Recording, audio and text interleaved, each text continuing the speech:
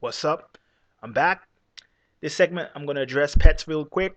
I got that I got that a few pet questions about are pets healthy for you or having animals in the house healthy for you? I think like anything else. I think most people who ask if pets are healthy, what you should really ask them is like I've had a family member like this. This family member, you know, they were actually on drugs and they told me having a pet is not healthy. And I'm looking at them like, wow, but you're on drugs. It's not about being judgmental, it's about being real. There's so many things human beings do that's not correct.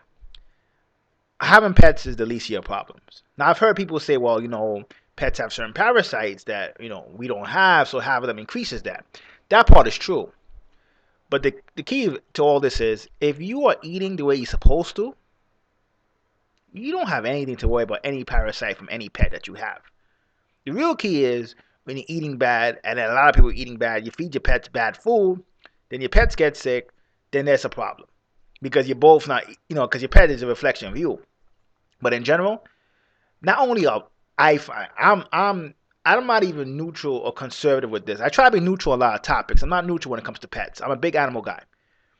Animals and animistic, shamanistic traditions, they knew that humans would need animals or they would need animals to make it to the next age.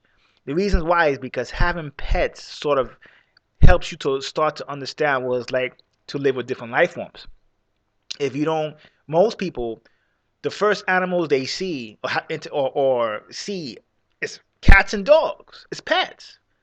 And then after a while, they can become animal lovers. That starts to spread to other animals that are not domesticated. But pets, plants, I think plants might be even more important. Those two things are essential because they help teach you to live in harmony with other life forms. You know, a lot of times when it comes to sickness and illness, a lot of sickness and illness comes because we're not in tune with nature.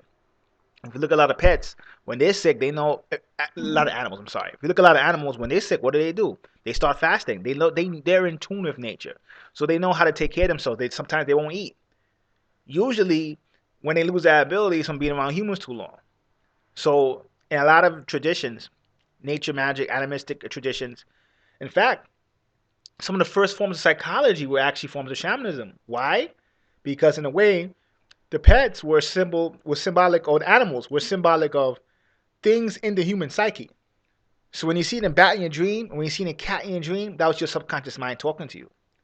So shamanism was actually, and I'm saying shamanism, but all types of nature spirituality or nature magic, because shamanism really comes from a certain area in Central Asia. A lot of times people say Native American shamans, but that's not totally true. But shaman is the big title I'm going to use. In general, it was a form of psychology. That's why some Native Americans would say they would have something called animal medicine. Even when people talk about Kundalini today, that was made famous from Eastern traditions, Kundalini is just snake spirit, snake energy. That's all it is. When your energy comes from the root chakra and goes up, if you look at it carefully, it's like a serpent. Even your spine is very serpent-like. So snake energy is actually Kundalini, and the shamans knew about that way before the East did. And the thing is, why? Because animism, nature magic, gave birth to a lot of traditions that you see today. Most religions, they lose their power when they lose connection to nature. So in a way, a lot of times, shamanism, animism is essential. Animal medicine is essential because the first forms of psychology was animal medicine. That's what people don't really realize. Um, you see animals in dreams. Certain people even have animal traits in them, and it actually helps tell you it helps tell you their psychology or their makeup, their mental makeup. So pets, I find, are extremely important because number one, they help get you to live in harmony with nature. But number two, they address a need that humans don't have. We look at what happened in Indonesia. A lot of pets were acting strange before that happened. When in Indonesia, in the tsunami, back in Southeast Asia and East Africa, right? A lot of pets, they were acting strange. Animals were acting strange before it happened. If people were in tune with nature like animals were, maybe certain lives could have been saved. That's what it's like.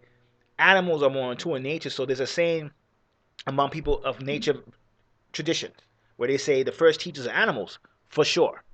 The animals will help you understand what it's like to be in tune with nature. Humans have lost that connection in nature.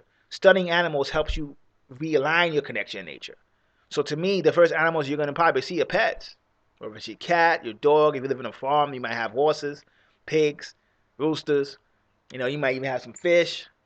Certain pets, certain animals, I would say, animals like anything else, you have to kind of know about them. You have to kind of study and research them. A lot of people have pets as toys.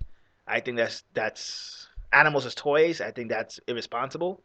I think if you're a responsible person and you can treat it like a different, like a certain, like a life form, like another life form, then more power to you. I'm not gonna say it's not healthy to have it. If you're eating what you're supposed to do, doing your yoga, you don't have to worry about parasites from animals. Um, there's more benefits than there is disadvantages.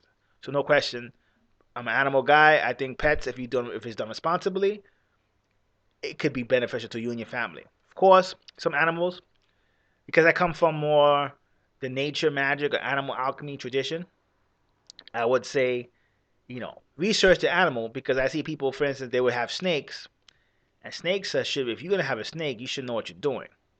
Snakes are, in terms of as an animal spirit, a very conservative life form. That's kind of the reason why, even when raising Kundalini, what do they say? Be careful when you're raising Kundalini. Make sure you have a responsible teacher. Because snake energies and the physical snakes are very conservative and dangerous if you don't know what you're doing. Snakes definitely, and unlike dogs and cats, they want to be respected.